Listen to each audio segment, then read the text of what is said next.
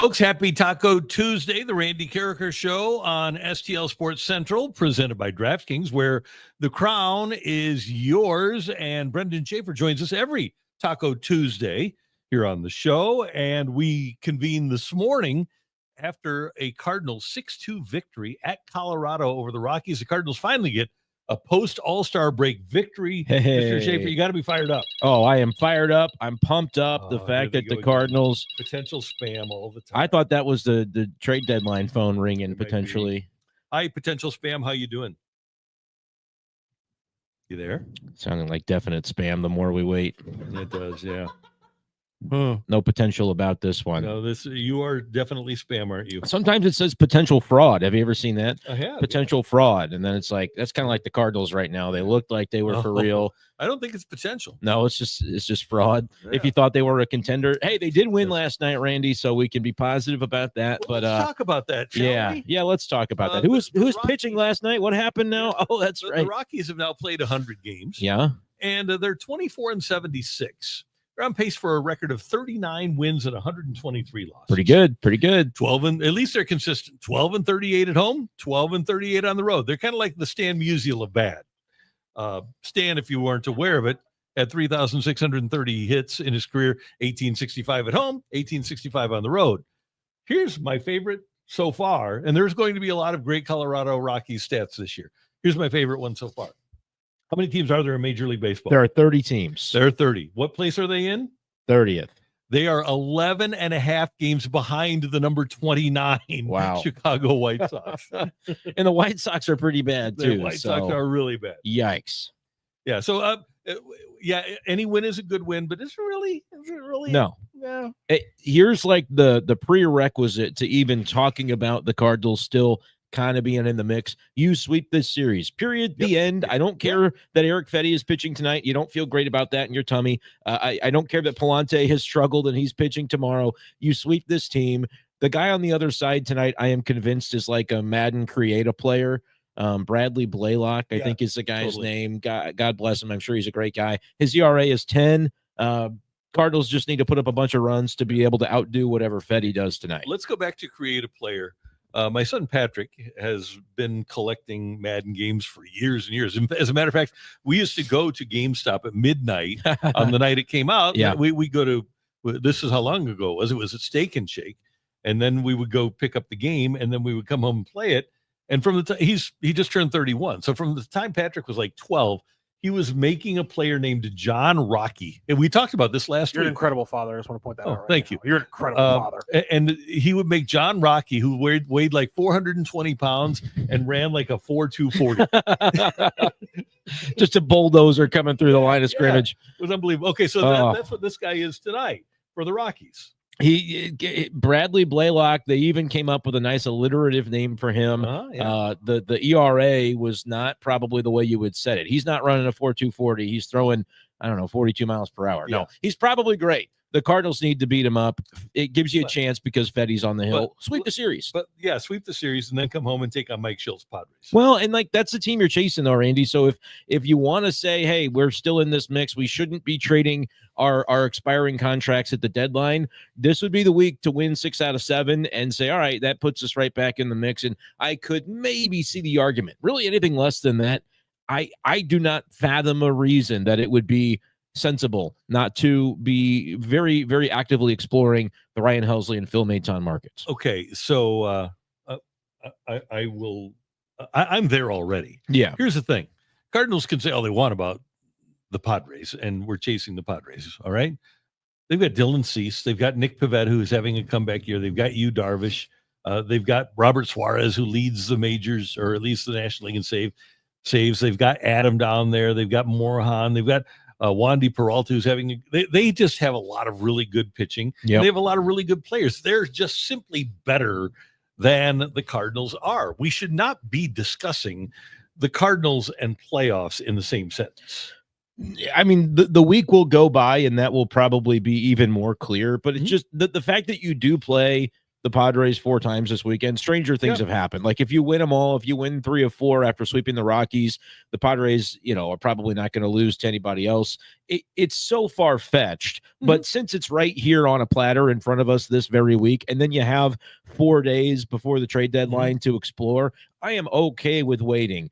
But I would be very, very surprised, right, if next week at this time we're talking about a Cardinals team that's tied for a wild card spot. And that's about what you would need to be. And now they're 8.5 out in the division. It's not even close. It's not even a conversation, and they're behind 2 teams by 8.5 games. I mean, the Cubs lost yesterday, so you're behind them by 7.5. But the Brewers have overtaken Chicago. You're not remotely close to either team. The Brewers are red hot. They are the model organization in the National League Central over the past handful of years. It's just what it is. And the Cardinals, I don't think, like you said with the Padres, you can make that same case when you're just looking at the teams on paper. The Cardinals don't project with their roster, even if you got healthy, to be overtaking these teams, because those teams aren't sitting there going, are we going to buy? Are we going to sell? They're just going to buy and get better. Here's my philosophy. And you can disagree, and that would give us philosophical differences. That it would. Speaking of the Padres coming into town, I am of the belief that what Doug Armstrong did a couple of years ago in getting ahead of the game and dealing well before the deadline benefited the Blues. I think the Blues got a lot more for people like Tarasenko and O'Reilly than they ordinarily would have. And by the way, big old number 77 was in that. Ricola was also in those deals, and they got picks that I don't know that they would have gotten by the deadline because other teams had already traded or would have already traded their number ones. I would prefer to go out and get assets now, and it's not that difficult. You can do this on July 22nd. You can just send a text to every other general manager, Pobo in baseball, and say, "Hey, Ryan Helsley is available. What's your best offer?" And then take it. Yeah, and I don't pretend to know how a GM does his job if it's as simple as that. But there's no rules. Like, you can do whatever you want, and it cannot get worse, in my opinion, than the status quo in recent years, where the Cardinals just feel like their hands are tied behind their backs and they're very hesitant to make moves. And they find a way. Think that you get more at the deadline, and you don't always get more. Not always. There could be some validity to it. Like I said, I'm okay with waiting a week, because if the impossible happens and the Cardinals somehow rattle off 6 out of their next 7 and they're tied for a wild card spot because they so happen to be playing the team that they're chasing, I'll be a little bit more malleable I'd still be probably shopping guys like Helsley, Randy, because I believe there's probably no position on the roster more tradable and not noticing it at the end than the relievers at the back end of the bullpen. Agreed. Especially when you're losing 10-3 every game anyway. They're not pitching. And every year, every contender wants to add at least one reliever. It's the easiest thing to add, and it's the easiest thing to replace. I'm not saying that the Cardinals will win just as many games if it's Graceffo and it's Riley O'Brien, and maybe you get a Granillo healthy. I'm not sure how long he's out. If it's call up Roycroft and Ryan Fernandez, I'm not saying that's going to be great. Cardinals fans are groaning because they remember April and go, I don't really know if those guys are the answer. Stranger things have happened than relievers going down for a spell, figuring something out, coming back up, and suddenly they look like a different guy. And it's such an isolated position where you're pitching, 2 or 3 innings a week. You could get away with that more easily than you could trading your left fielder who's going to bat fourth for you. Like, you're going to notice who's replacing that guy in a larger sample of time. You can get lucky when it comes to relievers. Relievers are a fickle position by nature, and you've got 2 that I believe have some pretty solid value to net you a prospect or 2. That would be the way to go for me. Rip it up cards, revisit Gray, Arenado, and Contreras. If they'll waive their no-trade clauses, it's worth it. Love Pozo, but he has no future here. His bat could be intriguing. Bring up Crooks to catch the kids. So let's talk about, there was a couple of different thoughts there. Let's talk about the guys making money. Mozeliak saying in Colorado yesterday that, and this is always unclear to me, he told the media, I'm going to talk to Arenado. I guess it means he hadn't done it yet. But that's interesting because Arenado is, there are teams that might be desperate for a third baseman, but he's not performing offensively. Still looks great defensively. You've got that money tied to him. I think his value is somewhere in the range of, if there's a desperate contender that says stabilizing our defense and hoping we get more out of him with a change of scenery at the bat, will pay his contract for most of it, but you're not really getting a piece back. Right. The Cardinals would have to pay most of the you basically you're just dumping him. You're dumping him, and like again, the money, any cash savings is the gain that the Cardinals would be making. That would be negligible, right? It would be maybe. I have no idea. It depends on how desperate somebody would be. Here's the thing. At this stage, not that the Cardinals are going to move him, but if you go to most teams and look at the trajectory of Nolan Arenado's career, and say, okay, we will trade you. You can give us one thing. You can give us your number 3 prospect, same team, and you could have Arenado or Gorman. Every team's going to take Gorman at this stage. I mean, I think that's completely right, and the money is part of that. The production projecting forward is part of that conversation. So, like, Arenado feels like he's in a different category than what Contreras or Sonny Gray would be if you circle back with those guys and ask about them. I'd be surprised if Contreras has changed his tune about anything. He just seems like a guy that wants to see it through. Sonny would be interesting. I mean, he's only got the 1 year left next year. It's the most money of any of the 3 years. It was a backloaded contract. People are going to have to let go of this idea, though, that 2026 is going to be when the Cardinals are up and running and contending, especially if they're trading Sonny Gray, because they've got no pitching for next year. And there are not these guys coming up from the minors. But like in our heads, I think everybody thought, 2026, you're going to have Tekoa Roby and Quinn Matthews and Tinkat. I don't think any one of them is ready. 27 is your year. 27 is their year. And they say that. When the people that I talk to within the organization say that the 27 is really their year, and they were kind of hamstrung this year, and you can call it what you want, but the fact of the matter is they did ask Gray if he wanted to be traded. He said no. They couldn't trade Michaelis. Nobody was going to trade him and take the contract. They thought that they would be able to get something in terms of production out of Fedde that would make him more valuable. They did for a minute. Yeah, and then they wanted to give runway to Liberatore and Palante this year. So they were kind of painted into a corner with the pitching and didn't give themselves the opportunity. Number one, they didn't want to bring up Quinn Matthews this year, but they didn't get enough of an opportunity for McGreevy either. Well, and I actually am not even sure that's true. I think if we look back at the full season, McGreevy is still going to end up, because he's not going back down now. No. There's no chance. Again, if he does, I'll come in and burn the studio down next week like everybody wants to do after every loss. They're not going to send McGreevy back down. It's a 3-foot putt that Mozeliak is finally going to sink after, probably 3 weeks later than he should have. But I still kind of think about that next year's team. It's not going to be their year because internally right now they don't have the pitching, but it's crazy how you think about what other teams do. Like, it feels like the Cardinals for years have been confined to this sort of set of rules and guidelines to free agency of like, they've got to either have the guy's phone number already, or he's got to live within a 300-mile radius, or they're not going to call him for free agency. And even then it's like, are they going to do it? Are they going to wait till the last minute?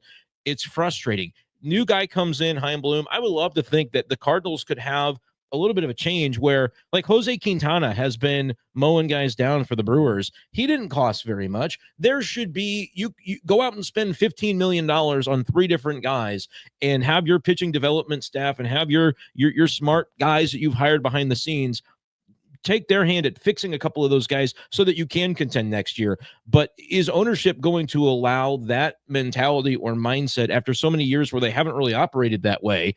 Or is it going to be like you said, well, 2027 is really our year, so we're not really going to spend any, and there's going to be a work stoppage, so we can wait until after that and the dust settles. That would be my thought on kind of looking ahead to next year, which is kind of what we're doing at this deadline in theory. Yeah, and in terms of free agency, St. Louis used to be a destination because players came here for a chance to win, right? And players came here because they drew 40,000 fans every night.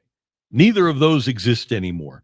And so if you are a player and you're going to other players, like, for example, as much as Wilson Contreras wants to stay, if somebody comes to Wilson Contreras, he's going to say, well, here was my experience in my first year in St. Louis. If somebody comes to Dexter Fowler, here was my experience in St. Louis. There aren't a lot of recent, really positive free agent experiences for guys that came here. And a lot of it has to do with the fact that the team just isn't good. And, oh, by the way, in a poll at The Athletic, there were like a half dozen managers that players said out of like 112 guys that were asked, There were a half a dozen managers that were even named on a list of managers you wouldn't want to play for. Ali Marmol was on that list. Yeah, I actually think that's kind of bogus. That 6 or 7 players. I can see, because those athletic polls, I think it's really cool that they do them. But you imagine like the way that plays out. The athletic writer is going through the clubhouse and is asking the right fielder whose locker is 3 stalls down from, the shortstop, who's like, oh, yeah, I saw that. Do you see that clip of that guy getting really mad at an umpire? He sucks. Yeah, put him down for me, too. Well, I don't really think that much of that poll. Covering Whitey Herzog and covering Tony La Russa, I know for a fact that the players came here to play for those guys. Oh, that's an argument to be made, I think, around the league, because your point was like free agency and what are you getting to entice players to come in. You're right. I don't think Oli Marmol's perception around the league, I don't think his perception in St. Louis is as favorable as it ought to be, in my own personal opinion. But you're right. It doesn't matter whether or not he's legit. If they don't think around the league that he is, then that's not a selling point to your point. Yeah. So there's Matthew. What do you got for us? I'm running a poll right now on the show, and we've got about a fourth of our YouTube listeners or who have chimed in on the poll right now, but it's live on YouTube. Do you trust John Mozeliak to trade the big names at the deadline, especially after his recent comments? No is winning with 86%. Oh, and he's running the deadline. Yep. Without really influence, it sounds like, from Heimblum, which just boggles my mind. But I'm glad you're mentioning that, because we're getting that in the chat a lot right now. There's some people who are under the impression that Bloom is having an impact on the deadline, and everything we're hearing right now, it sounds like it's all John Mozeliak, and post-deadline is when the transition will happen. And interestingly enough, when Mo had the opportunity to do this 2 years ago, when he traded Jordan Hicks, Jordan Montgomery, Chris Stratton, and who am I leaving out here? I guess DeYoung was dealt in that. Flaherty and DeYoung. Flaherty, that was it. Yeah. I mean, who do you have at the major league level? Who do you have to show for that? Matt Swanson was for DeYoung. So JC's been up and down.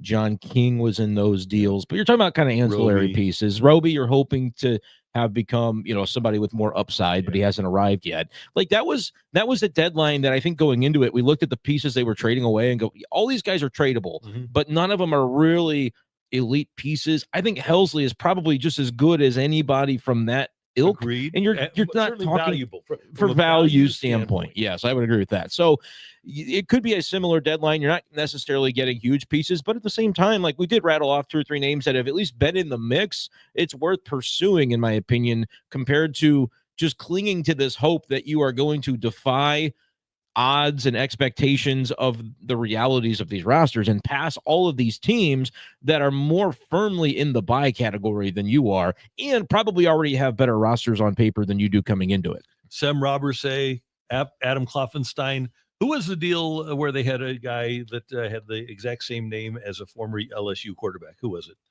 Don't know the answer to that. I think Prieto was in one of these deals. Yeah. Kloffenstein's out of the organization. Robertsa is recovering from surgery. Yeah. Not great. Not a lot. Matthew, I can't believe you don't remember. It wasn't Mettenberg, or what was it?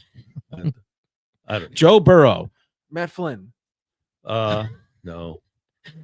It's such a very niche thing to like. No, it's kind of like this LSU name, but I can't remember who. I can't remember. Jordan Carbonneau. Sounds like somebody played for LSU. I don't know. I don't remember, but I do remember they traded for the chat knows. The chat will remember. Chat doesn't have it yet, but I'll let you know if they do. Okay, good. Who did they get for DeYoung? Matt Swanson. That's Swanson. He's your closer after they trade Helsley next week. Okay, well, I'm okay with that. I would be too. I throw it. Look, how many times did they need a closer over the weekend in Arizona? Oh, there you go. I'm just saying, like there you could go games, weeks at a time without really noticing that position, and then and I really like Ryan Helsley. I wish he could be a Cardinal for the next 5 to 10 years, but reality's going to set in. They're not going to sign him anyway. So send him somewhere where he can contribute to a contender now, maybe make a name for himself even better and earn himself some more cash in the offseason. I'm all about that. And he's given up a hit like every time he comes into pitch anyway. So what the numbers people tell us is that the closer position is the most fungible position 100% in baseball. And it feels that way. Like, I'm not saying Graceffo would come in and be great, But is Helsley great every time he goes out there? No, it's a roller coaster sometimes. More often than not, he gets the job done. But at the same time, I'm not convinced that you're going to have anything more than a 5 to 10% drop off for the next guy that comes in, and you're going to get a real piece for Helsley if you trade him. Yeah, and I think when you talk about the next guy, and I just go back in Cardinal history. I mean, when the 2006 season started, it was Izzy, right? And at the end, it was Wainwright. In 2011, it was Fernando Salas, and at the end, it was Jason Mott. In 2013, it was Edward Mujica. At the end, it was Trevor Rosenthal. Happens with a lot of teams. Didn't happen much with the Yankees with Mariano Rivera, but for most teams that make it to the World Series, Dodgers last year, it's a different closer at the end of the year than it is at the beginning of the year. They're eminently replaceable parts. Yeah, and like I said, the Cardinals are unlikely to make a run with these guys because you have games at a time where they're not able to impact the game. Now, like last night, Phil Maton comes in. Phil Maton, of course. You have games where it's nice to have guys like him at the back of your bullpen. But I think realistically, clinging to these guys with the expectation that that's going to suddenly shift you from where you've been with those guys already, what's going to change that's going to allow you to pass these other teams? If the answer is, I don't know, we might get lucky, you probably should get what you can for these players. And give Ryan Fernandez another shot, for God's sake. I actually would. I know that, I don't know if there was like a tinge of sarcasm in there, but I 100% would. He's got good stuff. He was good for you last year. He might come up and walk the world and not be good for you, but I actually would rather find that out before 2026. I'd rather see Roycroft again, Fernandez again, Swanson again, see them in elevated roles, see Riley O'Brien and Graceffo in elevated roles over the August and September, so that when I come to spring training in 26, I've got a better idea of what I should expect from those guys. I've gotten more of a sample size to base my opinions off of when it comes to those players. Grand Slam Scotty. Good afternoon, guys. Looking forward to seeing what happens over the next 10 days. At least it won't be uninteresting. Grand Slam Scotty, you are right. And is it afternoon where you are? He is. He lives over yonder. Is it Australia? Where are you, Scotty? He's somewhere. Just chat in right now. Just hop on that keyboard. Tell us where you're. He'll let us know. It's definitely over yonder is what I say. Well, Mosby, Brenden, do you think all the positive talk is realistic talk? What if? Get serious. How about we talk competitive cards? Need 4 pitchers, 2 of which are better than Libby. I think that was more like a what if. Get serious. You idiot. I don't know what I'm saying that's been positive. I thought I've been pretty realistic. Yeah, the Cardinals next year, I think I'm the one that said if you trade Sonny Gray, they truly have no pitching. I mean, Liberatore, Palante are going to be in there just because, I mean, as long as they're healthy, they're going to go for it. You're going to get McGreevy in there next year, but I'm telling you, the prospects are not going to be ready day 1 of 26. They've had too many spells of injury this year to realistically expect that. And the likes of Cooper Jerpy and Roberts have been out for the season, so you're not really adding them to the pile of potential. Short of free agency happening and you spending some money in that Jose Quintana category on a couple of guys with the new, like that would just be Heimblum coming in and finding a couple diamonds in the rough. I don't know how the rotation holds up next year, and that's really without trading Sonny Gray. He could be here, and that would still be the way that I would feel. So I don't know how positive I've been. I think I'm just trying to be realistic about what it looks like on paper. And the Cardinals are not going to be a team that swims, and I don't even know if there are high-level starting pitchers in free agency this year, but the Cardinals are not swimming in that $30 million a year pitcher pool. That's just not going to happen. So what it's going to be is either budget guys like you're talking about, Quintana, which they have not shown a propensity to do lately. Which is weird because they did have his phone number. They could have done that this spring, but he knows they're taking him out in the 5th and 6th inning of the playoff game.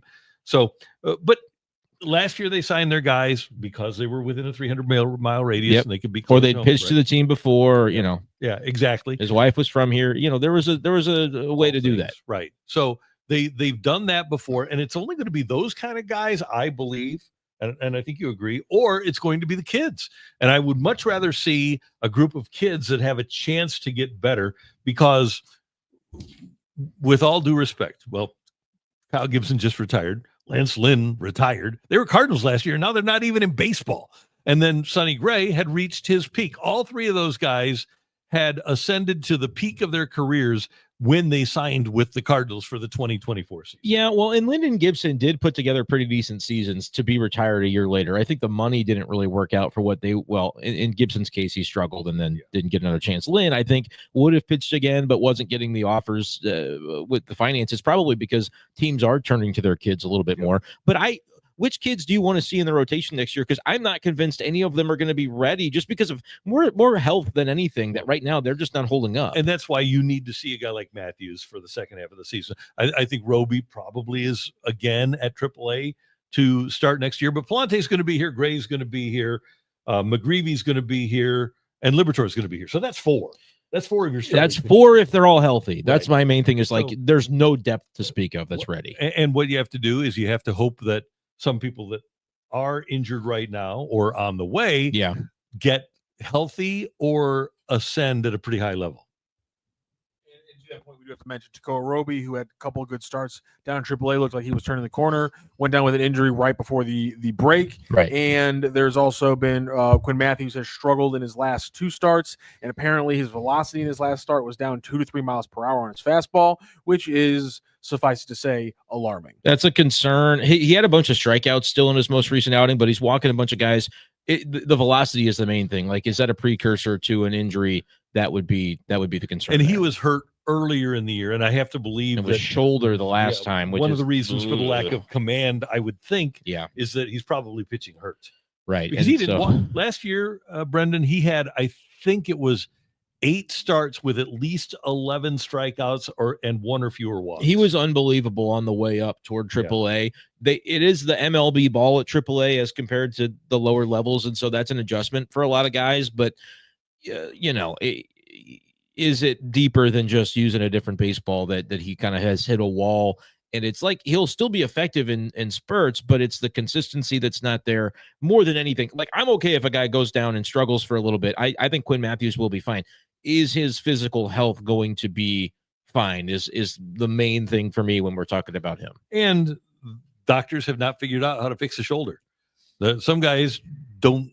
Shoulder surgery almost never works. And a lot of the time, and Jack Flaherty is kind of an outlier here, but if you have a shoulder injury, even if you don't get it worked on, you don't wind up being the guy that you were. Well, and I think we can safely say that Flaherty's never been the guy that he was. The consistency's just not been there for him, right? He'll feel good for a little while, and you'll see the glimpses of what he's capable of, but then it's hard to do that week over week, month over month. Tony chiming in the chat says Drew Rom is the answer for the rotation next year. You laugh, but if they don't sign anybody, those are the types of guys within the organization that we're going to be talking about, because you can't go into the season saying, okay, we've got Roby, we've got Quinn, we've got Tink, we've got, if Jerpy's coming back, whatever, you can't look at that group and say, well, one of them can take the 5th spot, because when 2 guys go down in spring training, which didn't happen this year, but is just as liable to happen next year as any other, now suddenly you go, we literally don't have the organizational depth. They're going to have to let Chaim Bloom go out and pick, guys to sign to some minor league deals. Yep. And they could be, like the Zach Plesac kind of move that they made in season, and he had been in AAA. I'm not saying that that's going to be attractive to anybody, but you have to be a different looking pitching staff 1 through 8, 1 through 9 than next year, because you're losing Fedde, Michaelis, Matz, and you're going to have to realize that guys can get hurt. It just hasn't happened at the major league level this year. And this is one aspect of analytics providing some quality. If you find a guy that you maybe don't like his performance, but you like his underlying numbers, if you're Bloom and his staff, and then you say, okay, Dusty Blake, what do you think of this? And Blake says, I think I can fix this guy. And you sign 2 or 3 guys like that, that might provide you a little bit of a chance, at least, to plug some guys in. Or you trade for them. Yeah. Because you've got all these position players that Chaim Bloom, in my opinion, is going to have to trade at least 2 players, maybe 3, from the roster, from the current position player crop that we have seen at the big league level this year. JJ Weatherholt, while I've been kind of, telling y'all to be cautious and patient when it comes to pitching, Weatherholt should probably be ready to push for a spot in spring training next year, if not sooner. if he continues to rake at Memphis, that's a conversation. But and by the way, he should pick up an outfielder's glove after August 1st. I think that's probably right as well, because you just don't know which of the guys from the major league roster they're going to be able to trade in November. You might say, well, I'm tired of seeing Jordan Walker. I'm tired of seeing Gorman. They're not producing. Okay, if that's the way you feel, other teams are probably going to feel similarly when it comes to trading you quality players. So you might have to trade, whether it's Nootbaar has a little more value or it's Burleson has a little more value. And you'd say, well, the lineup gets worse. Yeah, they're going to be in a spot where it's difficult to project having a great rotation and a great lineup next year. But bottom line is, you've got 11 or 12 guys that project to be in the mix. Trading a couple of those and maybe packaging a prospect or two with those trades to get pitching in return. Names like Reed Detmers from the Angels, that's a name that I continue to talk about because it's like former first-round pick, flamed out a little bit as a starter, has stabilized a bit in the bullpen, but has a really good arm, good stuff, good potential as kind of a reclamation to turn him back into a starter. Is there a realm in which you target guys like that and say, hey, that's actually going to be our number 4 starter? That's why we don't have to go out and spend big in free agency, trading from a surplus to get something that you don't have. That's not a guarantee to pay out, but it could, if you get the right pitching minds in the building, which I think they now have, to be able to get more out of these guys. And if you have the right mind in the building, you want a guarantee to pay out, then you need to download DraftKings Pick 6, because DraftKings Pick 6 is the place to go. If you're looking for a new way to watch baseball and have a good time, nothing beats relaxing on a hot summer day and watching baseball. And the simplest way to get in on the action is to download the Pick 6 app from DraftKings. It's crazy simple. Just pick more or less of the stats for 2 or more of your favorite players, and boom, you're in the mix for big time cash prizes. So here's what I'm looking at today. As a matter of fact, you've got Ernie Clement going against the Yankees, and I've got Ernie Clement of the Toronto Blue Jays going against the Yankees, and I've got him to go over 1.5 hits plus runs plus RBI. So 2 hits plus runs plus RBIs. Then you've got Framber Valdez going against Arizona. Arizona hit the heck out of the ball against the Cardinals, but they also still strike out a lot. I've got Framber Valdez to go over 4.5 strikeouts today with my DraftKings Pick 6. It really is a fun way to play, and it makes watching the game so much more interesting. It's available right here in Missouri, so you don't want to miss out on the fun. Don't settle for a smaller payout. Switch to Pick 6, and right now, new customers can get $25 in bonus picks with their first deposit of $5.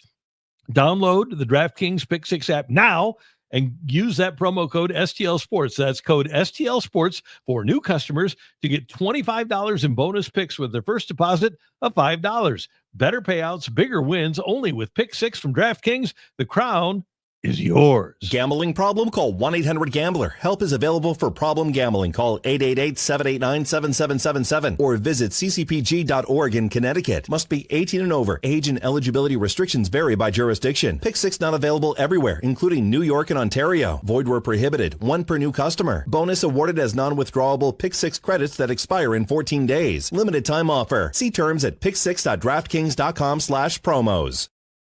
All right, I want to get to Derek Gould's comments from Mo and the Derek Gould's comments today at STLtoday.com. Quote, according to sources not with the Cardinals, there are teams wondering if the Cardinals would entertain trading younger players at positions where other starters have emerged. 2 examples would be Jordan Walker or Nolan Gorman.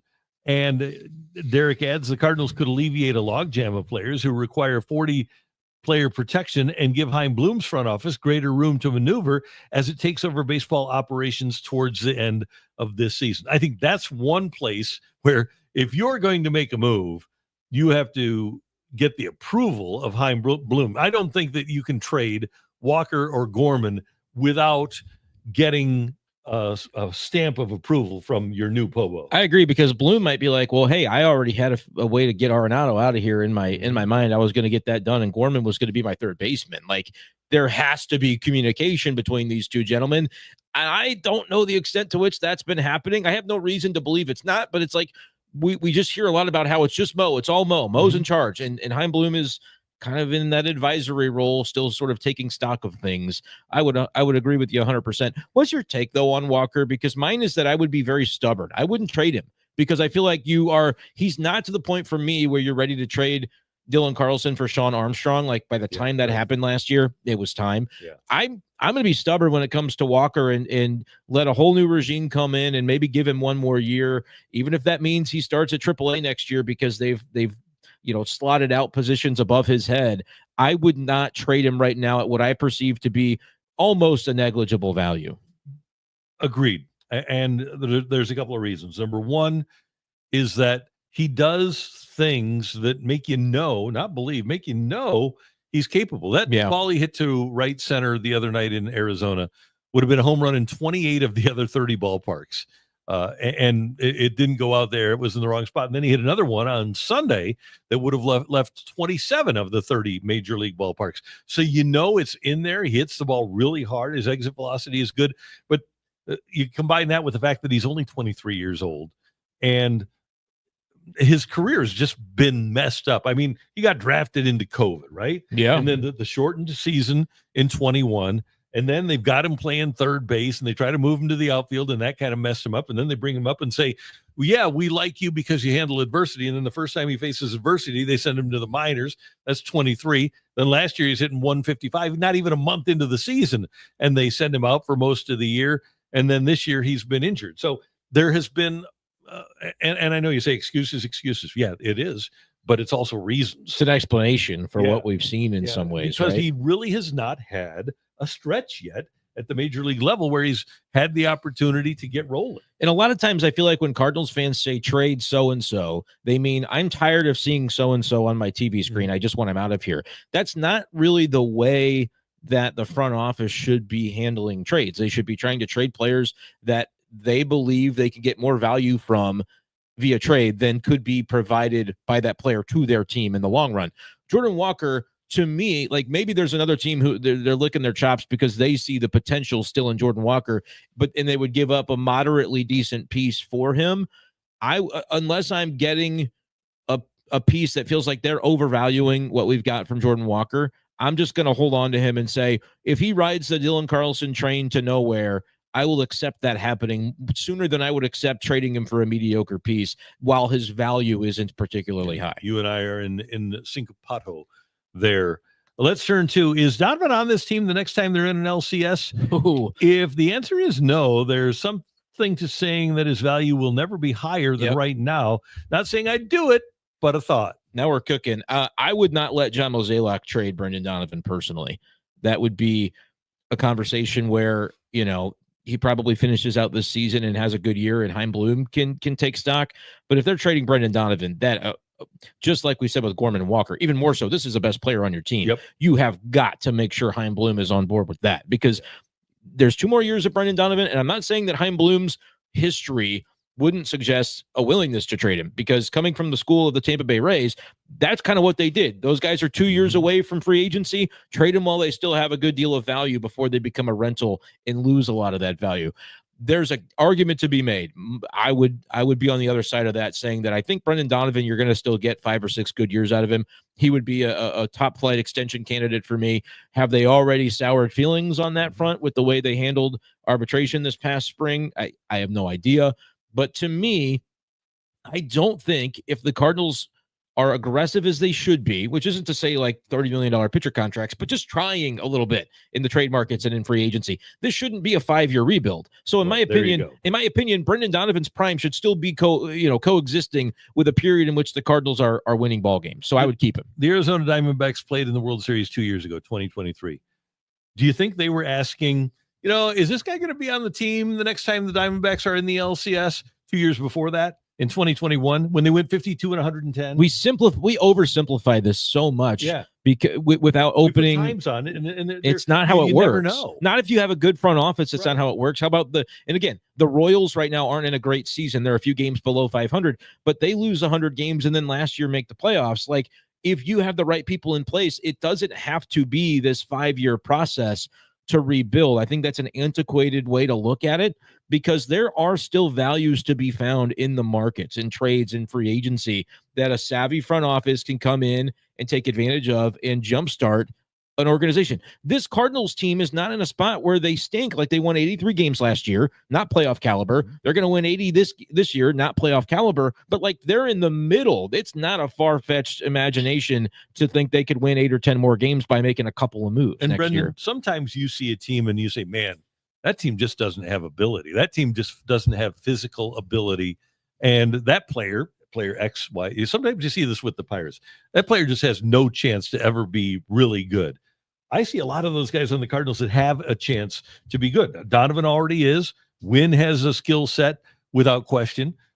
Victor Scott II has a skill set. Yeah. Right? Yeah. You see it obviously with the bat of Ivan Herrera. Yep. I know you might not believe because of the production, but are the skills there for Jordan Walker? Absolutely. Is the skill to hit home runs there? I mean, Nolan Gorman's already hit 27 home runs as a major league player. And if he's your 7th best hitter, you've got a shot, so right? There are, to me, a lot of elements for a team that put in the right spot with the right coaching and time. They are on a trajectory to be pretty good players in 2027. Burleson has an 800 There OPS. you go. JJ Weatherholt's going to be here. You know, like you could. It's not a big strain to think about a 1 through 9. Maybe you add a piece or two, switch out a couple of the pieces that haven't really been working. Like, I've seen it in the comments today about asking about Lars Nootbaar. Like, is he somebody that you would sell on right now? If he were healthy, Randy, if he weren't on the IL, I think now would actually be a decent time to do it, because his numbers on the season are still pretty average. He's been above average for his career and has 2 years remaining. But if he's on the IL through the end of the month, that's the timing of that is going to make it difficult. And the analytics teams are going to look at those underlying numbers, the StatCast numbers, and say, I can get more out of him. And maybe they can, but he's still, even though the value probably isn't what it was a couple of years ago when they had the chance to get Sean Murphy from Oakland, there's still value there to get a decent piece. If he weren't on the IL, he would be the number one name that I would be quietly behind the scenes checking around with teams going, what do you think of this player? Because there would be teams that, like you said, look at those underlying numbers and the 2 years of control they would have and could be pretty excited about that. For the Cardinals, it's like, because he's on the IL right now, you're probably going to be careful about trading him and getting just no real value in return. I would be just as fine to let Nootbaar be here next year, be here the following year, and maybe have one of those big seasons where he puts it all together. He finds a way to stay healthy because of the underlyings that eventually pay off. And then you can say, all right, if he's having a career year, maybe that's the moment you trade him if you're not in contention, or you write it out. And if he really just blows up, you give him a qualifying offer at the end if he really gets that good. For me, there's a lot of directions they could go with him, but that's what we're talking about. Like, there's talent here to where we're talking about a Lars Nootbaar who had been seen as like a centerpiece. Mm-hmm. You could move him strategically and still probably have the makings of something that can be good within the next couple of years, which is why Donovan to me is the guy I don't have any questions about Brenden Donovan. I don't either. Sign that guy. Best all-around player on the team. By the way, is Lars Nootbaar like the quintessential Dodger acquisition? Feels like it. Yeah. But don't get Dodgered into like you're giving him up for something that they don't want, for their spare parts, for their pitcher that they already know is broken. That's where you have to be a little bit careful, because their front office historically is just better than yours. Yeah. And so you have to, when you're dealing with teams like that, you have to go, for years it was when you're dealing with the Rays, you're wondering like, what's the catch? And now it's like, well, just get one of the guys that was in that Rays front office and maybe he'll be able to be impervious to it. That's kind of the plan, I suppose. Yeah. Bill Downton, your outfield next year, Walker, Scott, Burleson, Donovan, and we still need a right-handed bat. So they do need some right-handed hitting, but Herrera's going to be in that mix. He could be part of your outfield though too. That's another reason that you really don't want to move Walker, is because there aren't an awful lot of right-handed power hitters, or like any right-handed power hitters in the organization right now, that are going to come up and you say, okay, well, that guy he's going to be beyond a 4A player like Lucan Baker is. He's a guy that has a chance to play for us every day and be a good right-handed hitter. There just aren't those guys in the organization. Not on the way. They've brought in and drafted a bunch of left-handed bats, which generally I like, because you're facing right-handed pitching more often than not. But you might have to supplement via trade or free agency to come up with the couple of right-handed bats that can help out a guy like Ivan Herrera to carry the load. The problem there has been just another decline year for Arenado. And Wilson Contreras has been overall solid, but not quite as good as he was last year. King's Echo says Newt blows. Well, no, that's not true.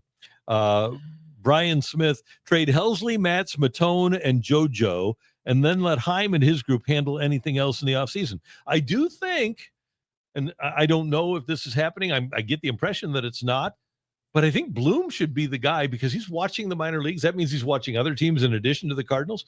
I think Heim Bloom should be the guy where if you have multiple offers for player X, like Ryan Helsley, if the Dodgers and the Tigers and the Mets and the Phillies and the Yankees all are interested. Yeah. And you get 5 different offers for Ryan Helsley. You go to Heim Bloom and say, okay, these are the offers we have, and you let him make that decision. Or like, these are the teams that we're talking to. Who should we ask about? Right. You know, it's like, oh, go get that right-handed pitcher because he's actually someone we can turn into a starter. Like, if those conversations are not happening, and we can sit here on YouTube and say, hey, that would be kind of smart to do, what is going on behind the scenes for the Cardinals? Surely they're going to communicate to that level and make those things happen. The question really is going to be, will the current front office, will ownership, will everybody be on board with doing what we consider to be obvious and trading these short-term, really, we're talking about relief pitchers. Like Fedde, it blows my mind that the biggest topic right now, and I'm not blaming the beat writers that are writing these stories. They are getting the information, and so it's accurate. But the biggest story is like, will Eric Fedde have trade value? It's like, are we joking? How is that what we're like? The Cardinals have allowed their entire month of July to be held hostage by this idea that they might be able to recoup a little bit of value for Eric Fedde, which to me, more than prospect capital, cost savings. They're going to maybe not have to pay the whole remainder of his contract. I mean, you already, and not that he was ever going to play for the Cardinals again, because he wasn't, but you gave up Tommy Edman to get Fedde and Tommy Pham. Just write that one off. That's a loss. I think they're refusing to do it. It's the sunk cost fallacy where they're like, well, if we get something for Fedde now, we can at least say that trade wasn't as bad as it looked. And they're allowing that notion of the NLCS MVP trophy that sits in Tommy Edman's den to impact their decision today. Maybe that's crazy speculative stuff that's not true. But does it kind of feel true? It feels like it is a little bit to me. I think so. And I don't even know if they knew. Well, they had to know that Tommy Edman, he was just done with the Cardinals because of the surgery and because of the bouncing back and everything. He was done, and he wasn't going to play here. He would have played here this year just to enhance his market value because he would have been a free agent. But I know the Dodgers always had an eye on him, and he knew the Dodgers had an eye on him. And it's interesting when we talk about a guy that the Dodgers get, they wanted him for 3 years, and he walks in the door and they said, yeah, here's how we're going to change you. And they turn him into a better hitter. Now, if I may, though, his OPS this year is Arenado territory, right? He's got a 672 OPS. He's 13% below league average. Lars Nootbaar, better OPS. Nolan Gorman, better OPS. Brendan Donovan, it always felt like, was in that same Tommy Edman category where, although Edman could play center, the Cardinals they had Victor Scott coming. Like, it was a fine time to trade Tommy Edman. You would have maybe preferred to get prospects for him. But again, it's the optics of that, because at the time, the Cardinals were kind of in the mix last year, and they didn't necessarily want to be trading from players that could help them down the stretch for players that won't be on the roster until a couple of years later, because how would that look to the fan base? It's weird that it feels like they're catering almost these decisions of, well, should we trade away the players that are helping us now? Because how would fans respond to that when fans are largely, A, not showing up to the building, and B, going, hey, we get it. If you have to trade for down the road a little bit by moving these expiring contracts, we understand and would prefer that you do it that way. But I don't know if they internally all have a consensus about that, you know? I don't think that they even worry in that building the way things were. I don't think consensus, I don't think collaboration was really a big thing. I would hate if that's true. You know, I would hate if that is the case, but I hate to say definitively, but it is a little bit of a unique, like when people around baseball go, what's going on with the Cardinals? Because Mo's in charge, but they already know who the next guy is, but he really doesn't have power right now. And the decision-making doesn't go across his desk. Again, I don't feel like we're completely out of our depth here to explore that in a way that goes, I don't know, it's a little bit odd. I hope it's going well behind the scenes. I don't think that's crazy to suggest. Matthew. Business. First of all, we hit 300 viewers on the stream consecutively for the first time ever in this show. Hey, people are fired up. And that's because people are fired about the Cardinals. So we're going to keep talking Cardinals, I think, for the rest of the show, it looks like. And also that point, shout out to all our listeners on this show and all our shows, because we did hit 1 million views a few days ago across the channel. Woo-hoo! So thank you to all our listeners there. And now I also want to take this time as you guys are talking about maybe some lack of communication. Randy Karraker, you do another show I do on television, and you had Katie Wu on this morning. every Tuesday morning on The Fight on Matrix Midwest. And she had some comments about maybe one of the disagreements going on internally. Yeah, Katie mentioned that maybe the Cardinals will be reluctant to sell because ownership doesn't want to make the team less competitive. Ownership, and this shocks me, would be of the belief that more people would be inclined to buy tickets if they didn't sell off and felt like they had a chance to win. This is a sophisticated and intelligent fan base. This is not a fan base that, whether or not you have Ryan Helsley, is going to say, well, you have Ryan Helsley, you have a chance to make the playoffs. I know that that's not how you folks roll. We all know, we've all seen enough baseball to know that this team, even if they would go on a magical run and somebody would carry them for a week and they'd make the playoffs by a game. Okay, are the Cardinals really going to win a best of 3 and then a best of 5 and then a best of 7 in the NLCS and then lose in the World Series? No, the Cardinals aren't going to win a best of 3. Look at the other teams that are going to be making the playoffs in the National League.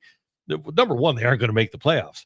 And like I said, it'd have to take a magic carpet ride for the Cardinals to make the playoffs. But even if they would magically make the playoffs, who are you starting in your 3 playoff games, right? Gray starts game 1. Then who are you starting? It's just not going to happen. And I think that's one thing. I think it's important for ownership to be as informed, intelligent, and astute as their fan base is.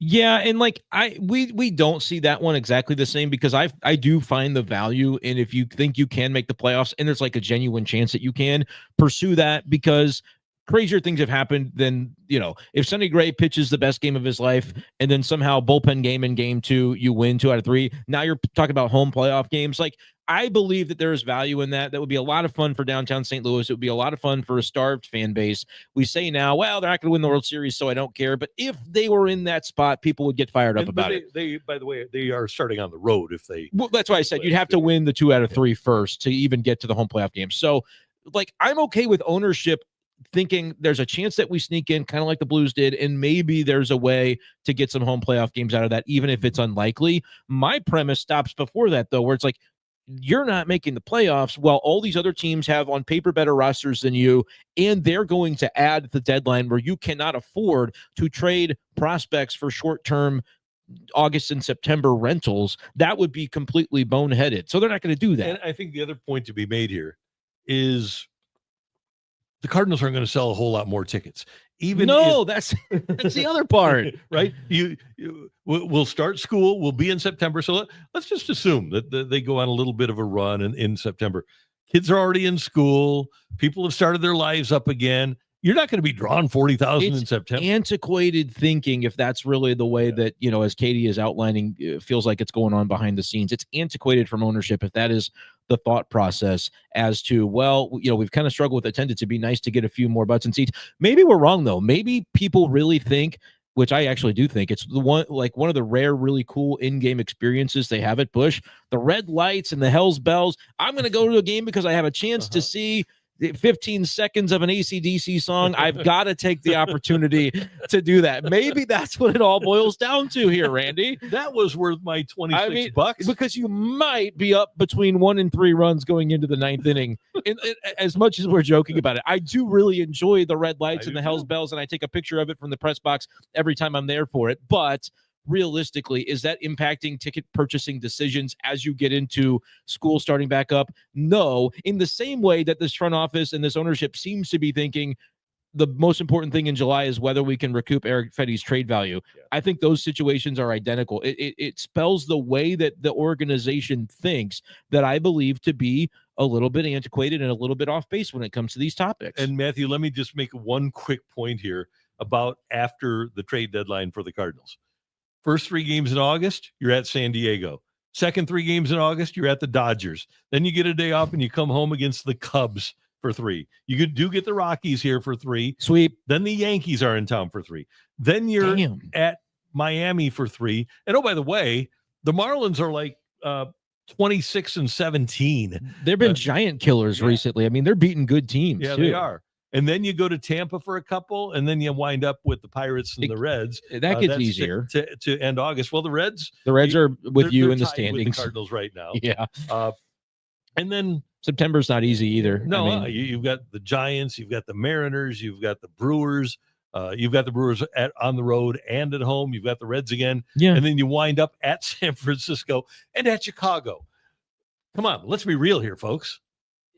If Matz, Helsley, and Maton are still on this, are still on this roster pitching through those games, I'll have feelings about it. Because it's just not it sensible. Makes no sense. In another Katie Wu line, this is from her piece on the Athletic that raised alarm bells. This isn't a direct quote, but it's her kind of summarizing Mozeliak's time in the dugout. He said he also said that a hot stretch in the coming days against the Rockies and Padres could shift the thinking. Yeah. And here's my entire thing. This is why, and B-Schaeff off the air before we started this used the word gaslighting, and that's what's perfect, because I feel like every time somebody tells me that this team has been locked in, that they're going to sell since like the beginning of the year, I go, but I can pick out like 7 different quotes where it seems like they refuse to actually admit that, and maybe their mindset wasn't that way. I just don't know how these half measures keep happening. And everyone told me after that sweep, no, doesn't matter what they do against the Rockies and Padres. They that weekend sent a message to them, but then still apparently a hot 2 series can still shift his thinking.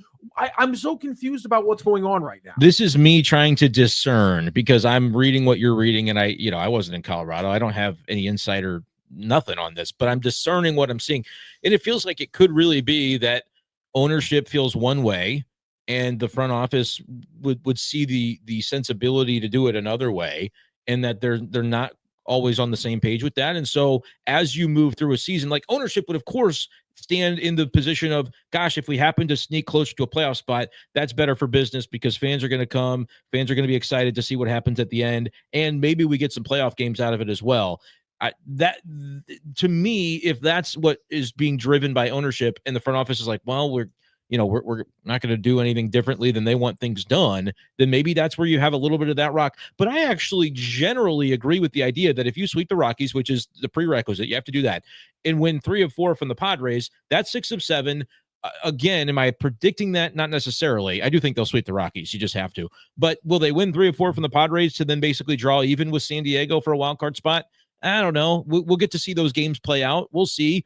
But I'd be okay with the Cardinals responding to that in a way that's like, okay, maybe we're not going to, we're gonna bring this up right to the very end. Let's see how the Marlins series goes with regards to keeping these guys, or do we just have a higher threshold for, if we're trading Helsley, it's because we got an offer better than what we expected. Right now, before that 6 of 7 takes place, I think you have to be of the status quo, trade Helsley, trade Maton. Mm-hmm. Could they win a bunch of games this week and change that? Maybe. I'm understanding of that, because we're going to be in a different situation this time next week if they're tied for a wild card spot. That's, even if it's against what we expect, I would be okay with them doing it that way. But you sound like you're like, no, I'm selling no matter what. I just don't think they're that good. I don't think they're good enough to win 6 of 7 this week. But if they do it, there's still time before July 31 to make deals. The question isn't, are they good enough to win these series, though? You guys just read out the series. No, I know. After the deadline. The question is even if they stand pat, because we all agree that there's probably not going to be a move that materializes, to Mo's point about controllable, like a right-handed bat that's like 26 years old. I don't think that's going to materialize. So they're not going to get better. So the question isn't necessarily, can they beat the Rockies and Padres? It's, as Randy pointed out, can they win even half of the series you guys just rattled off in August? Yeah, I know. Right, I hear you.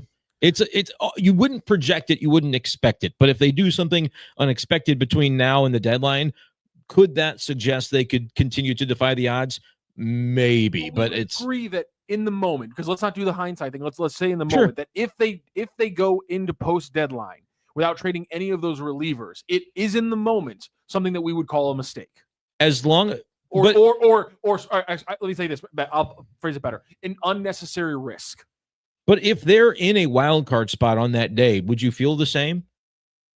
Yes. Okay. Because I firmly Yes, because I firmly believe that there's a chance that there's 5 games back out of the wild card within a month after that. I mean, within 2 weeks. Okay. Based on the schedule they have coming up and what they just showed us, in July. And heck, what they showed us in June when they were like, this isn't the May team anymore. That was one big month. That was their big month. And I just don't know if they have another one like that.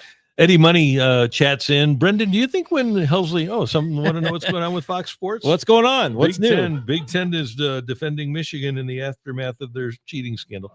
There you go. Brendan, do you think when Helsley blew that playoff game against the Phillies in 2022 that the Cardinals had a hard time getting over that? Seems like ever since that day, it's been a roller coaster. Last year, he led the league in he was great. saves and games finished. There was a time there in the first part of the season where he was the best pitcher in baseball. Yeah. And finished with a 2.04 ERA. So, no, I don't think he was great last year. But do you think the question was more about as a team, as an organization, did that sit with them and linger with them? Faith in him? Not even about, I think that, not even about Helsley specifically, just like they were very close to advancing in a playoff series and then they didn't. And then it was like, there's just this collective, we got so close and now it's going to take a lot to get back up the mountain again. I mean, I think other stuff happened. I think 2023 couldn't have gone worse when you think about the veteran clubhouse presences that left and then the World Baseball Classic impacting the integration of a new catcher. And there were just some things that were not on the same page behind the scenes. And it kind of snowballed from there. They built it back up to where I think the clubhouse is in a good place, but do they have enough talent and combination of health and combination of just, the ability to go out there and win and defy expectations because other teams have talent too. I think that's more what it is. I think that lingered with them for a minute. Maybe it impacted what happened in 2023, Randy, but I don't think as an organization that's lingered to this point. No. And he was hurt and he told them he felt good. He was headed into the playoffs. Players are always going to tell you that they feel good. And then all of a sudden, he didn't feel good. He got hurt in Pittsburgh. And really it was the up and down in that playoff game that got him because he pitched the previous inning and then sat on it for an inning, and that's what allowed it to kind of get numb on him. Right. And that inning might have been different had they not taken out Jose Quintana when they did. So I actually didn't mind that decision, but that's not popular compared to the way a lot of people view that one. Graham, Matone is a fantastic opportunity to bring in value. He grew up in my community, so I love watching him throw, but he is the perfect trade flip to bring future assets in. He's pitched really well. He's got a playoff pedigree. I like everything about Matone also. By the way, the Billy Joel documentary, the next part of it comes out on Thursday, I think. Let's see, Friday on the 25th. And Phil Ramone was in the documentary. I was wondering where this was going. Got it. So anyway, but no, and you know what? You kind of signed him to be this guy that you hoped he would pitch well, and then you move him and you get something for him. That's where the Cardinals are right now. And he's one of those guys where kind of like Bud Norris or whatever, where you don't expect him to be good for a second year. You just sign him and flip him for something good.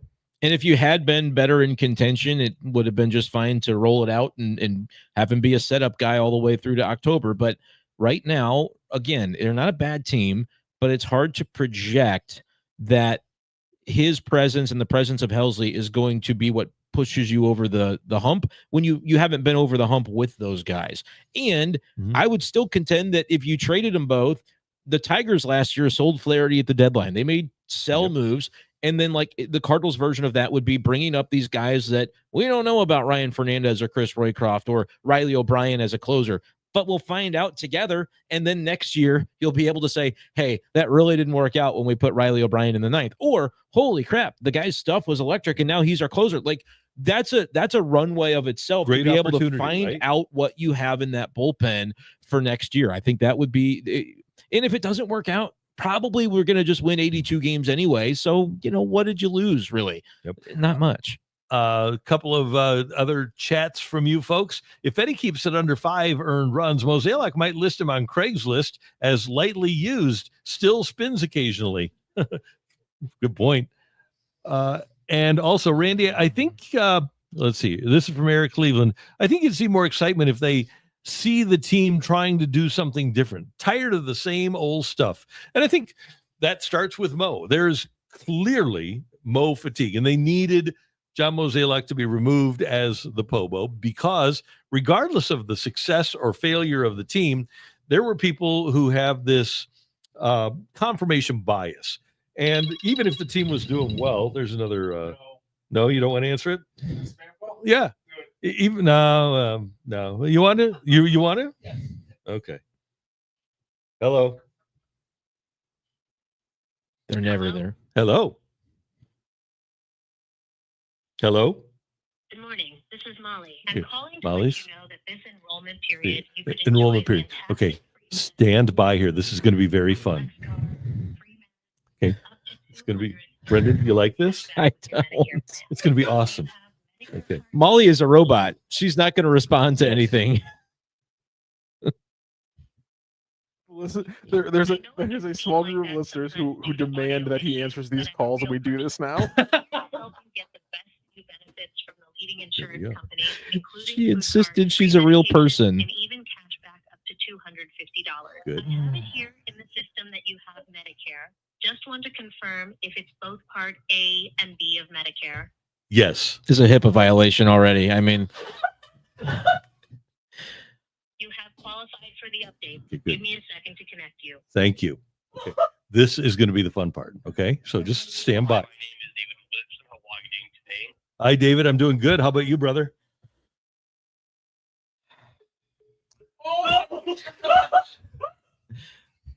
it didn't. So they didn't even stick around. No. Okay. He's so okay. So you know what? Here's what I've been doing to get hung up on lately is because I like to play with him a little bit. So sometimes I'll just go down the line with him Yeah. and I'll say, now, does this cover my pills? Because I have severe ED. Oh boy. I like They the, hang up every single time.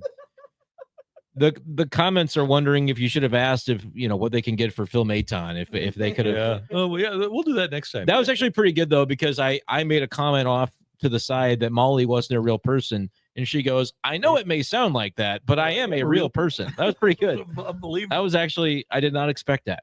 That was pretty good. What were we talking about? What happened? Phil Matone? Yeah, they should trade those guys. Yeah. I think so. No, I actually had a chat. I thought it was really good.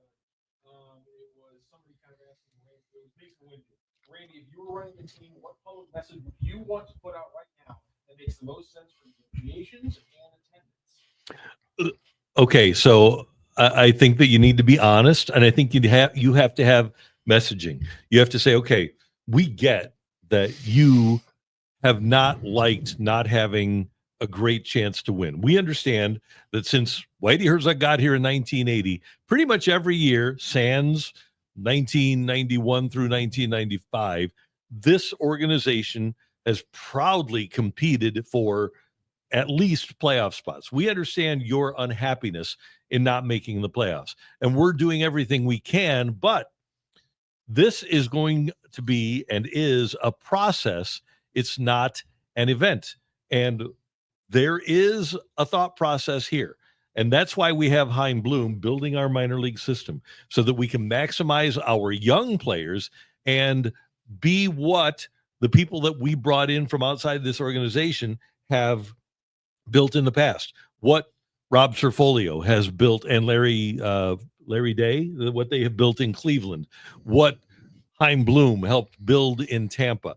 That is where we're headed. And we just want you to know that change is coming, and we are doing everything that we can to win baseball games. But we want you to know, stick with us. It's going to be a fun process when this team is ready to win, but it's just not ready now because our players are too young. Yeah, too inexperienced. I'll say our group is too inexperienced. Yeah, and like you have to be careful with the public comments and how it's perceived in the clubhouse. But I also think we can't treat it like a normal year where, we're going to tank the clubhouse that's on the verge of winning a division. Like they're not really in that spot anyway. So when we cling to a status quo that isn't producing for us, I feel like that's probably where we leave some opportunities on the table that could be pursued. That's kind of the way that I see it. And I do think it's imperative that whether it's Bill DeWitt Jr. or Bill DeWitt III or Hein Bloom, whomever it is at that podium after the season, last year's press conference that the Cardinals had in the postseason was a disaster. There was no such thing as messaging. I think there needs to be a coherent, organized message, and every question needs to be answered about where they're headed. I think we can say, okay, John Mozeliak is no longer here. We'll talk a little bit about the past, but we really want to concentrate on what the future holds. And we want to talk about our young players, and we want to talk about what we can do to make you, as our customers, as our fan base, happier. Yeah, and like it hasn't played out really that way to this point. And you mentioned the idea of kind of getting Mo ushered out in order to be able to further that messaging. And I've actually been someone that's been a proponent of the way they've handled it to this point. Like having Mo in charge for this year, I was okay with that. Having Heimblum continue to take stock of the organization so that in theory, he's ready to come in November and make 3 different trades that shake things up in a significant way because he's had time to, without having to answer media questions, without having to deal with the day-to-day, to survey the lay of the land and then be very informed when it comes to making the decisions that Mozeliak is too close to because, well, I drafted that guy. I did this. Heimblum can treat it very business-like in a way that I don't think Mo would have been able to do. The one part where I start to differ on that is now that we're getting to a trade deadline where the Cardinals should be selling, you have got to allow Heimblum to be just as influential as Mo, and there's got to be collaboration. And if that's not happening behind the scenes, shame on the Cardinals for not figuring out a way to make that happen because that's just common sense. It absolutely should. Here's another part that I think the Cardinals need to do, and it's obvious so they don't need to say it. But as we sit now, who on the Cardinals do you view as an impact player for a playoff team? I mean, I've got several guys that I think could be that. When you say impact, do you mean the best player on that playoff team or a guy that is going to make the difference in winning games in September or the playoffs? I think you've got a number of guys that can still be that. Like I would make the case that when this team is ideally, if it's 26, 27, like you've got Ivan Herrera with his bat can be that player. Mason Wynn, I think, can elevate into a player that is not far off at the plate from being that, and certainly defensively with his base running could be that. Put Victor Scott in that same category. Those are guys that, like, if the Cardinals are in the playoffs a year or two from now and they're all part of the mix, I'm feeling pretty good about that. But they haven't let Victor Scott be that guy. Yeah, would you? And hopefully they would. Would you lead Victor Scott off? I would. At this point. Yep. I was really hesitant on that for a while because Donovan, has been your best player, and having him bat first is something I'm totally good with.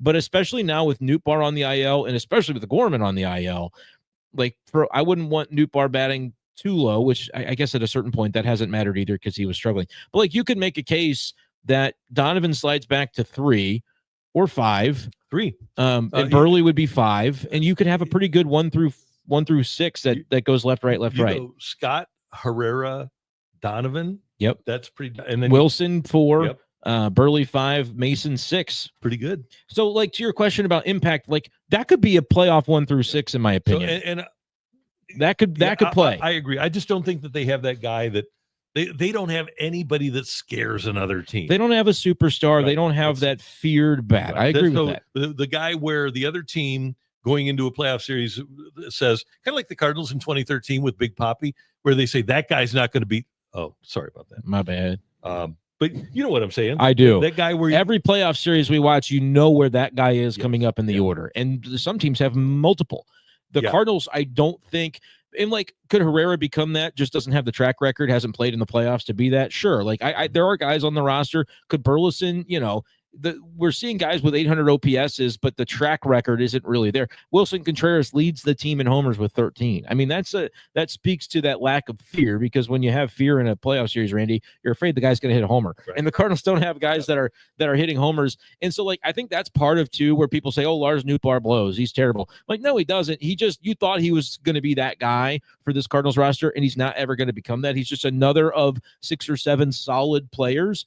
So yeah, and that's part of the reason where they went with Liam Doyle in the draft, and hopefully he's a frontline starter. He's going to need to be for that to truly pan out. Yeah. Part of me was who's the highest power upside bat that you could muster? Because you might find it difficult to acquire that player otherwise. The Chris Bryant wasn't there this year. Yeah, and J.J. Weatherholt's going to be really good, but he's not going to be that guy either. No. He's not going to hit 30 home runs in a season. So that's the rub, is you almost have to trade for that guy, which is not easy to do. Identify him earlier than the other team knows, or sign him, which they're not generally spending the money to do that either. Or just hope like hell that Walker. You're becomes what hoping he- like, which is another reason, like, is that a good hope? Yeah, maybe that's not sensible, but I'm not trading him for that reason because he's your best shot. Right. Hey, Matthew, can you go back to the chat that you had up before this one talking about the big markets? I want to reference that if we could, please. And it's a salient point, but it's also part of what baseball has to deal with. Funny, no mention of 12 of the last 13 World Series winners from large top 10 metro areas with much, much more money to spend on players and still make an operating profit. It would take about $1.5 billion from DeWitt for us to pay $100 to $200 million more than we are to match those 13 years. 12 of 13. Is it a coincidence? And I think it's interesting to look like when Atlanta won the World Series, it was not an outrageous payroll. It was a very young team that they won with. I know that Arizona didn't win the World Series. But they were in it. Yep. And they had a lesser payroll. Dodgers and Yankees, it's getting away. This is why they need to have a revenue sharing mechanism and system in place. But when the Rangers won a couple of years ago, it wasn't because DeGrom and Scherzer were pitching. Granted, Nathan Eovaldi had a nice run there, and they did get Seager and Semien, but it wasn't the big money pitching that they got. They had a payroll, but it wasn't the payroll that was getting them the results. Same thing with Houston in 2017. 2019, their payroll had gone up. Yeah. Houston in 2017, pretty young, pretty budget-friendly team, actually. The Rays in 20, they were in the World Series. I know that was a shortened season, but the Nationals. It was Scherzer, basically, and they given Corbin a bunch of money, but that was essentially, Harper, they had let Harper walk at that point. So I get what you're saying, because there is this perception out there that just because you spend a lot of money that your players are going to be better. It doesn't always work that way. And the fact of the matter is, the Cardinals, all they can do is work within the system, and hopefully they'll do what they've done in the past. But the Cardinals' philosophy always was to, aside from Tony, because Tony didn't really like young players, but what they've liked to do mostly, aside from 96 to 11, was build a young nucleus and then import stars around those guys. And a lot of times they just imported a lot of stars. But even the 11 team, it's Descalso, it's Jay, it's David Freese. It's a younger group that you had, and then you go out. You've already got Yachty and Albert, and you add Berkman to that group, and you'd added Holiday in 2009. So philosophically, it works. You have to be able to find the right players, though, and you aren't going to get the top of the line. You aren't going to get the Sotos or the Ohtani. So you got to find whenever year you need to find those guys. You need to find the Lance Berkman, where Randy Karraker says, "What the hell did they get him for?" And then Berkman winds up being a star. Yeah, and I think, like, you talk about the Descalsos and the John Jays, like, they've got players in those roles on this team that are better than those guys were then. The reason we view those guys as, glorified is because they were on the World Series team and contributing in big moments. Descalso in 2011 had a 680 OPS. Like, you had a lot of those kind of guys who just came up clutch, and so that's why we remember them. The Cardinals, I think, do have the nucleus that's close, but to find the Berkmans and the Alberts and that's where, it sounds so simple. Well, they're just missing the best players on the team. If they could take guys, 1 through 7 right now and make them 3 through 9 and add 2 stars to the mix, suddenly it looks a lot different. I also think this year's and really just organizationally, the pitching is behind on what some of those teams would have had. But, I would like to think that a savvy front office comes in and can put a dent into that pretty quickly without just calling guys that, live in the area and find a way to approach free agency a little bit differently, which, by the way, I think they can do under Chaim Bloom. I attribute that more to Mozeliak than I do ownership, that they haven't been able to build the relationships and find new players, find something new to bring in rather than kind of retreads and guys they've already had before. And it's all about identification. Mike Matheny comes in and Pat Henkin and they tell Walt Jocketty, look, this Carpenter in Toronto, he's hurt, but man, you should sign him. And so Walt listened. They signed Carpenter. He becomes the number 1. The Cardinals minor league evaluation in 2004 identifies Adam Wainwright as a guy that they should go get. and the Braves really wanted J.D. Drew, and the Braves did not want to give up Adam Wainwright, but that was a deal breaker for the Cardinals. Yeah. The Braves wanted Drew badly enough so that they gave up Adam Wainwright. So you get a number one quality there. Same thing with Darryl Kyle back in 2000. He kind of fallen off a cliff because his curveball didn't break in Colorado. And Colorado gives Kyle to the Cardinals along with Dave Veers, and you give up Manny Ibar and you give up Jose Jimenez and some other ancillary pieces, right? It's part of the problem that teams are just smarter now, though. Like, Yes. you can't make as many of those deals. Yeah. There's only, the Rockies still exist, the White Sox still exist, but there's a lot of those teams that have just gotten generally more savvy as time has gone along. But I hope that Chaim Bloom's got a list of 8 names that it's the reliever from over here that used to be a starter that we can fix. Like, I hope he's got a list that he could come in and get a few of those guys on the cheap. And here's the other thing, because it's all about pitching.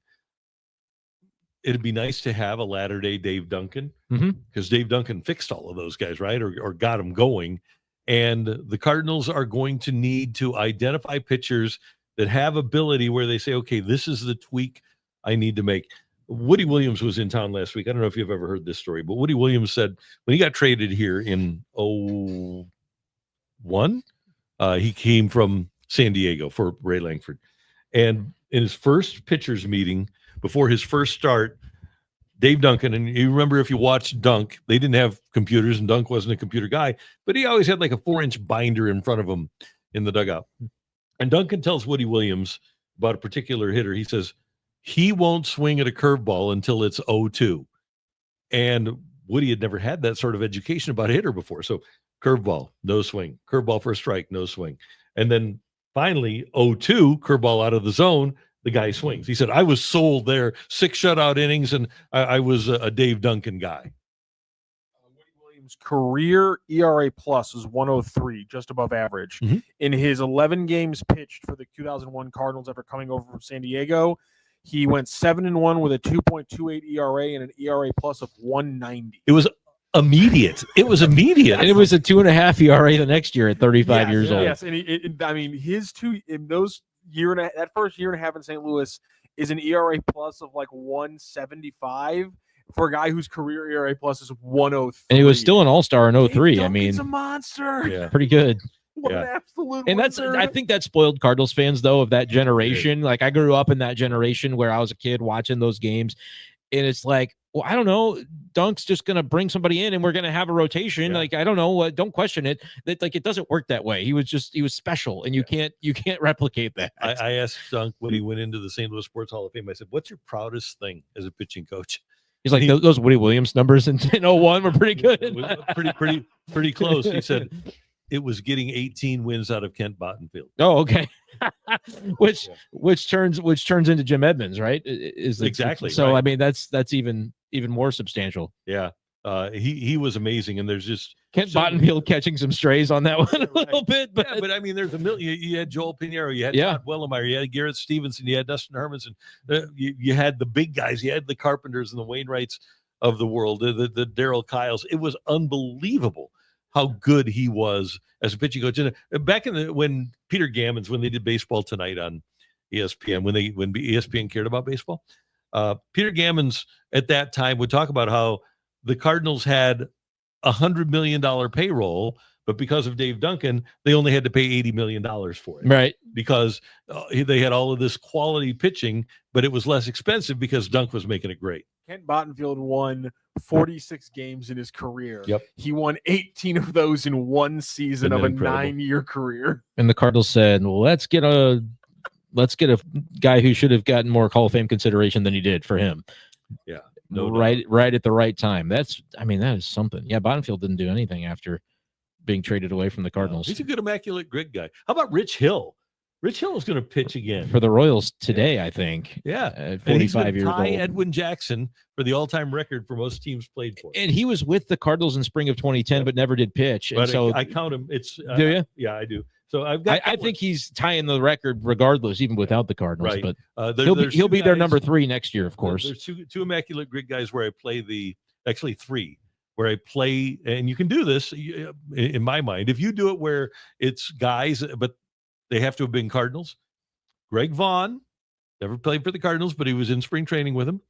Juan Gonzalez, I knew was going to be the one. Yep. And Rich Hill. Yep. I knew Juan Gonzalez was going to be the one you go Yeah. to. It's crazy. Speaking of Dave Duncan, though, like all those success stories, what does it say about your level of talent if you came in and it didn't work out with Dave? Oh, right, like a yeah. Kip Wells, you're like, well, it Oh, just there's nothing we can do.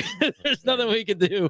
I mean, that's the name that comes to mind for me, where it's like, hey, if you try so many of those reclamation projects, some of them aren't going to pan out, and maybe that was one that didn't. Yeah, he was not that great. Yeah, and Yeah. that does. I think that says a lot about the pitcher if it doesn't work. If it didn't work here in that Brandon, era, it wasn't going to work. Yeah. Can I give you an unanswerable question? Yeah. Comparing two of the greatest assistant coaches of all time. Mhm. I have a rough prospect. I have a rough lefty starter. I also have a 6'7" mountain of a man. Not a great kick step though. Who are you trusting to turn this guy into a Hall of Famer? Dave Duncan versus Jim Hanifin. Dave Duncan with a pitcher, Jim Hanifin with an offensive lineman. You got to put your money on one of those guys getting coached up into an all-star, Pro Bowler, borderline, star player. Who's doing it? Well, Hanny had Hall of Famers. Who are Dunk's Hall of Famers? That's fair. It's Dave Stewart's not in the Hall, is he?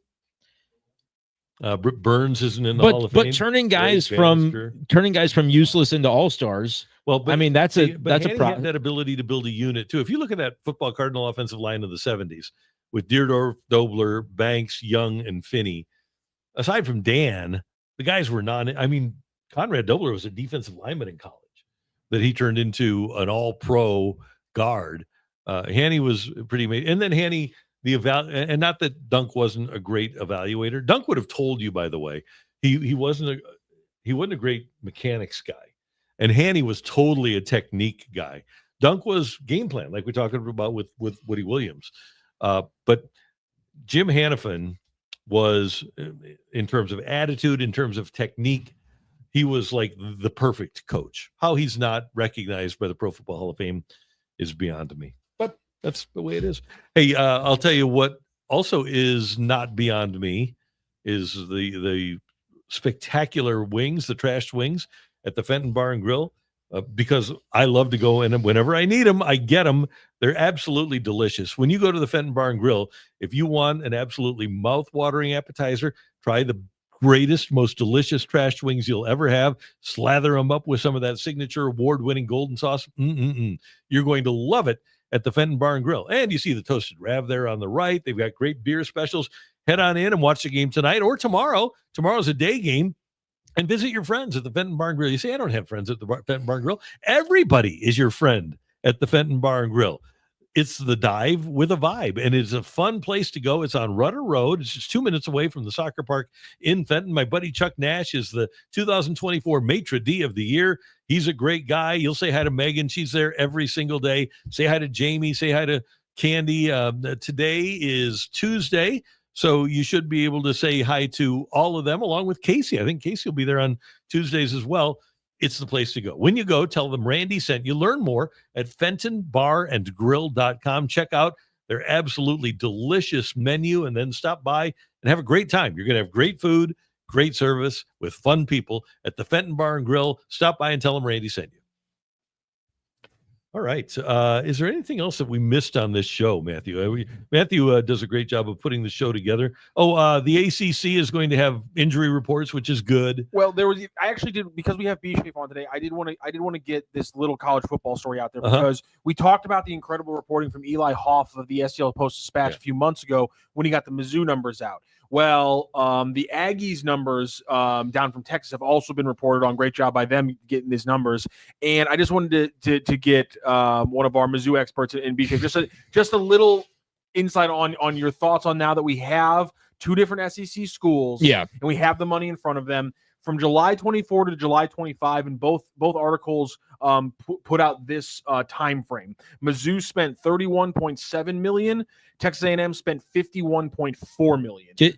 Was that till like July 1st or July 1st, July 1st, 2024 to July 1st, 2025? Because my first thought is that's going to be a little wonky because teams were really like rushing to pay out money for guys that haven't even gotten to campus yet. That was Mizzou's got boosted up because of that as well. Yeah. So from that perspective, it's like, well, maybe Mizzou really was spending even less, but they boosted it up because of, they knew the deadline was coming to where they're going to start capping the revenue sharing or whatever.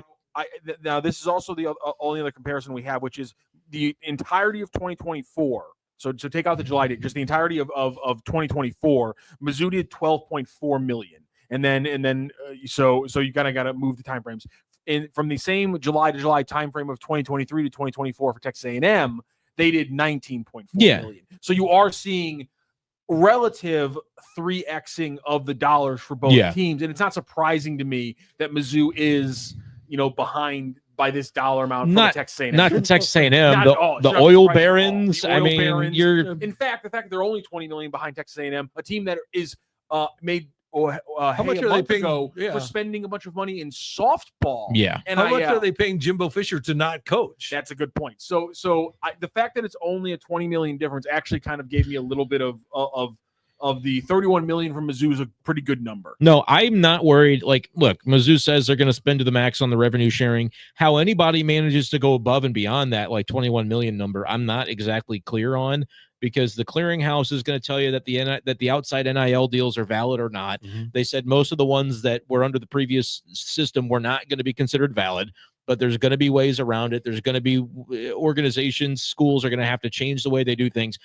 My thought is Mizzou says it's going to be able to spend to the cap on revenue sharing. I believe them. I think it's going to be a little bit interesting. Like, they got to have a good football season. If they slide on football, they're trying to raise ticket prices and come up with a lot of the money that way. I think South Carolina basically just added a new student fee. Like, really? I think they did. And like, I to like almost match to the dollar the number that would be required to cover the revenue sharing. I don't know if that's what they're using it for, but I have read that. Tennessee raised ticket prices 10% and everybody said fine.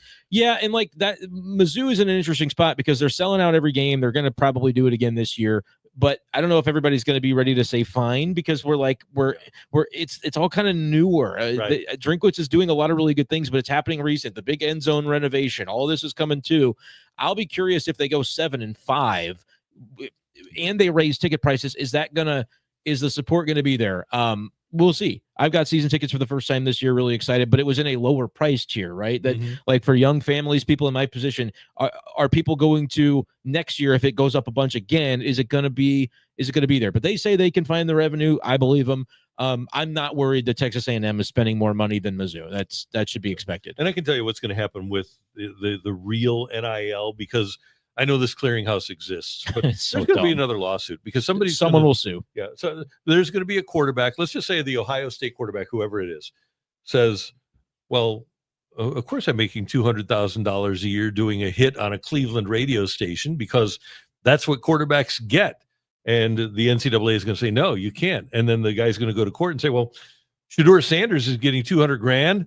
And I'm as big in this state as Shedeur Sanders and is. They asked me to do it. They wanted me. Right. They wanted to pay me that. Why are you capping my wages? Yeah, I'm surprised there hasn't been a lawsuit already. Yeah, me too.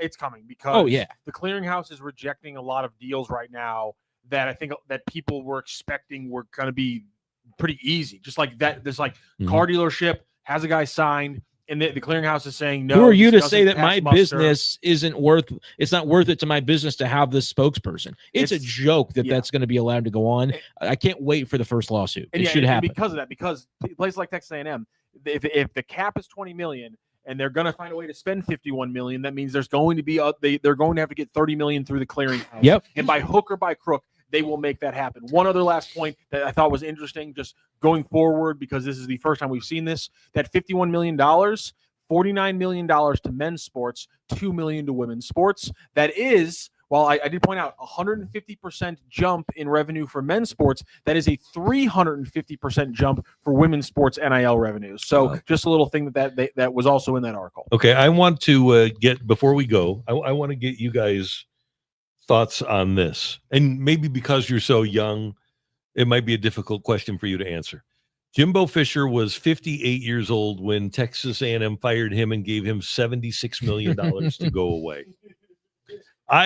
There's no doubt that at 58, I would have, I would have done media, but on my terms.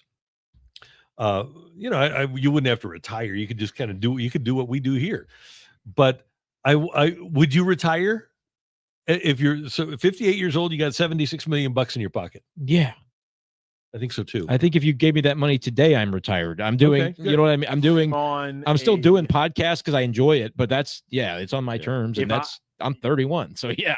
I'm on an island somewhere with a very strong internet connection, and I have 10 offensive coordinators around the country who are sending me tape, and I'm giving them notes. The Reese's Senior Bowl, you're all about. I'm doing consulting work on people's offensive sets. Okay. And that's all I'm doing while I'm sitting on a beach with my laptop in the shade, just saying, yeah, you should put this wide receiver in motion. You can find a gap here for your running play. I am going to buy Sunday ticket. I will pony up for NFL Sunday ticket. I think. I'm just calling all my buddies and be like, hey man, just give me a 10 grand stipend. I'll do that with like 7 or 8 programs, and just send me all that film and I'll churn it out. Because if I'm Jimbo Fisher, I'm still a nerd about that kind of stuff. Yeah. But I got a lot of money, and I can go and I can put being a nerd on my terms in the best locale possible. Yeah, I'm not coaching again, and not in this era either. Where things are changing. I'm raising my voice for words like check and refill. And that's about it. So I'm retiring also. Yeah. So, but I'm like you, Schaeff. I'll do a I'll do a podcast still, just whenever I want. I would enjoy doing that, and I would not look at the revenues from it. I would just say, here's what I want to get out there into the world, and I'm going to enjoy that. And if it is a good business endeavor, great. If not, I'm a simple guy. I'm not. If I come into that money, I'm not even moving for a couple of years. I'm chilling. I am chilling for sure. I tell myself I do a podcast, but at the same time, like I would lose more money probably paying people to do the things I don't want to do, like set it up and produce it. And I'd just be like, this, and in the end, there's going to be 2 lucky people on this island who are making 45 grand now. Yeah. Would you join me remotely from your island so that we could do a debate about whether or not the Washington NFL or the Cleveland MLB team should change their names back or not? Absolutely. I might bow out on that conversation, but there's some things that you could get me on the hook for. Yeah. By the way, all right. I do want to say, yesterday I saw seeing some posts, and I did forget how jarring, out of context, the Cleveland Indians logo was. Oh, Chief Wahoo. Yeah, it is now. After not seeing it for a few years, it is a little jarring. It is a little jarring just how. And I think for a few years they sold it in their team stores. They continued to do so. Hey, thanks to our friends at DraftKings Sportsbook. The crown is yours. And of course, Fenton Bar and Grill has the best trashed wings, not only in St. Louis, not only in America, but ergo, if you have the best trashed wings in America, you have the best trashed wings in the world. And that's Milky Way. I was going to say the Galaxy probably would be. They're the best trashed wings you or any alien from outer space, not from Guatemala, but Guatemala too, will ever have. So just try them because they're the best trash wings. And wherever you're from, when you go to the Fenton Bar and Grill, tell them Randy sent you. Schaeff, great working with you as always, brother. Love it. That was fun. We had a great time. A lot more Cardinal talk tomorrow. Redbirds taking on. Oh, and aren't we excited? Is Eric Fedde pitching tonight? He's pitching. Cardinals and Rocks tonight. And then they play tomorrow at 1:15 to wrap up the series before they come home to take on Mike Schultz, San Diego Padres. Some people don't like the fact that we call them Mike Schultz, San Diego Padres. So that's why we do it. Until tomorrow morning at 10:04. Have a great Taco Tuesday.